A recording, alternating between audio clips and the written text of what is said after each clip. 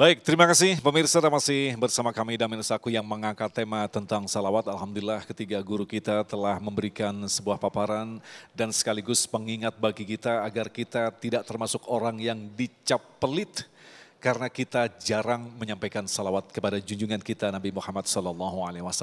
Alhamdulillah telah terkumpul beberapa pertanyaan yang insya Allah nanti akan melengkapi tema kita. Pertanyaan pertama kami sampaikan kepada Ustadz Abdul Somad. Apakah diperbolehkan salawat ketika khotib berkhutbah? Ketika berkhutbah kita semestinya mendengarkan, tapi sambil mendengarkan kita bisa bersalawat. Silakan Ustaz. Idza qulta li sahibika ansit. Kalau kau katakan ke teman di sebelahmu, diam. Wal imamu yakhtubu yaumal jumu'ati. Ketika itu khotib sedang menyampaikan khutbah, faqad laghauta. Sesungguhnya kau sudah melakukan perbuatan sia-sia. Wa man lagha fala jum'ata lah. Siapa yang melakukan perbuatan sia-sia maka tiada Jumat baginya.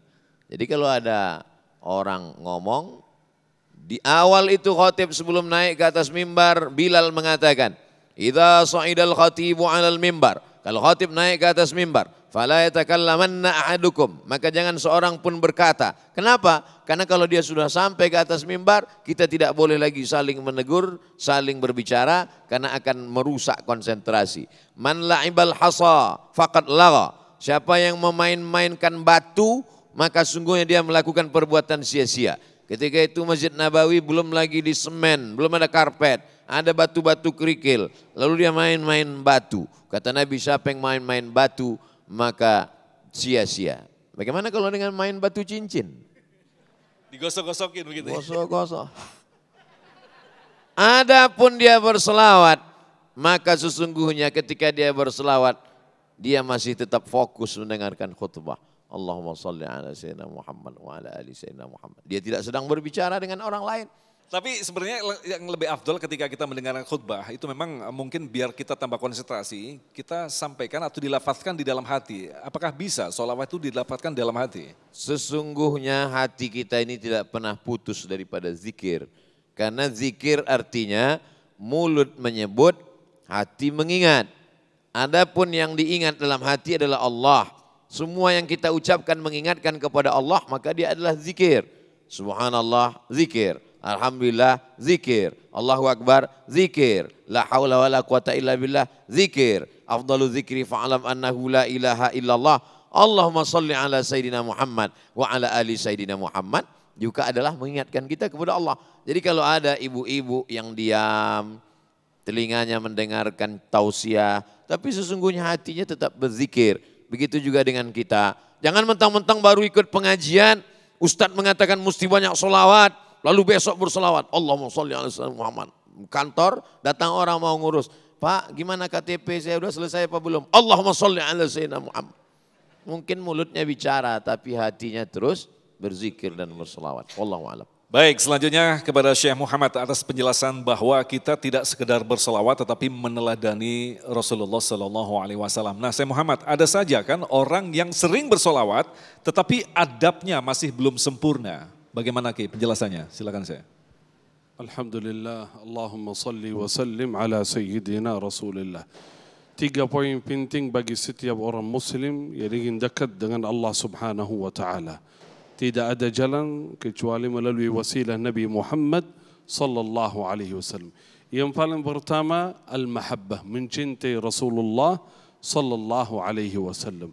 Yang kedua al-ittiba', mengikuti meladani Nabi Muhammad sallallahu alaihi wasallam. Yang ketiga salawat, berbanyak menyebutkan nama Nabi Muhammad sallallahu alaihi wasallam. Kalau ada 3 poin itu kita insya Allah termasuk orang yang dicintai oleh Allah dan dicintai oleh Nabi Muhammad sallallahu alaihi wasallam. Tetapi kalau masih banyak kekurangan, banyak kesalahan, banyak sunnah-sunnah yang kita tinggalkan, jangan tinggalkan salawat karena merasa tidak pantas saya membaca salawat tetapi saya jauh dari kehidupan Rasulullah SAW. Jangan.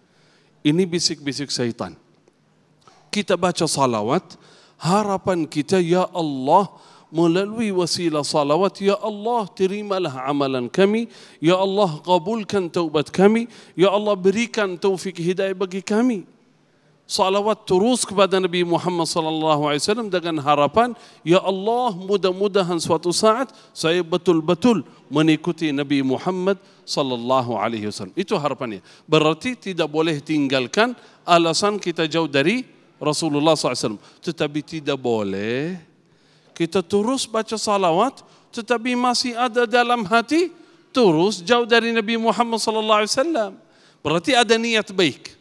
Seharusnya ada niat baik dalam hati, kita ingin menjadi orang yang baik, mengikuti Nabi Muhammad SAW. Tapi kalau belum sampai saat ini merasa belum begitu baik, tapi jangan tinggalkan salawat. Karena salawat itu rahasianya luar biasa. Mudah-mudahan melalui wasilah salawat, suatu saat bisa kita menjadi orang yang baik. Amin ya Rabbal. Amin ya Rabbal Alamin. Baik, kembali ke Kiai Khalil. Ini berkaitan dengan tema kita, salawat adalah mahar terkabulnya doa. Berarti orang yang semakin banyak bersolawat maka kemungkinan besar akan diterima doanya. Tetapi ada pertanyaan, saya sudah sering bersolawat tetapi doa belum juga terkabul. Kesalahannya ada di mana ini? Kiai silakan. Doa itu dikabul dan tidak dikabulnya bukan berarti langsung diberikan. Mirip dengan kita sedekah, kalau 5 berarti dilipat gandakan menjadi 50 di dunia, bukan. Karena ad-dunya mazra'atul akhirah. Dunia ini tempat kita menanam, dipetiknya di akhirat. Jadi kalau adik-adik sekalian sampai akhir tahun ini belum dapat jodoh, sudah doa, sudah bersolawat, kok belum juga. Berarti mungkin pertama doanya masih kurang khusyuk. Atau mungkin ada penghambat dari doa. Makanannya kurang bersih. Kalau sudah terpenuhi hatinya khusyuk, imannya baik, makanannya suci, tapi kok belum dapat juga, berarti karena belum pantas. Kapan pantasnya? Setelah pantas. Seperti anak-anak umur 10 tahun minta untuk dinikahkan. Itu belum pantas, nunggu nanti setelah dewasa. Atau sudah dewasa tapi belum juga, Allah mungkin menguji biar terus berdoa, nanti diberinya di kapan? Di akhirat nanti. Itu yang paling penting di akhirat. Jadi jangan sampai kita suudzon kepada Allah. Harus husnudzon, bahwa doa yang sudah cukup syarat dengan iman kita, kemudian khusyuk kita, dengan sholawat kita pasti diterima oleh Allah. Bisa cepat dikasih ketika kita sudah pantas. Mungkin juga nanti dikasih setelah pantas, mungkin juga Allah senang mendengar suara merdu Bapak Ibu sekalian yang berdoa kepada Allah. Sehingga kita terus berdoa. Nanti mungkin juga tidak di dunia, tapi Allah balas di akhirat.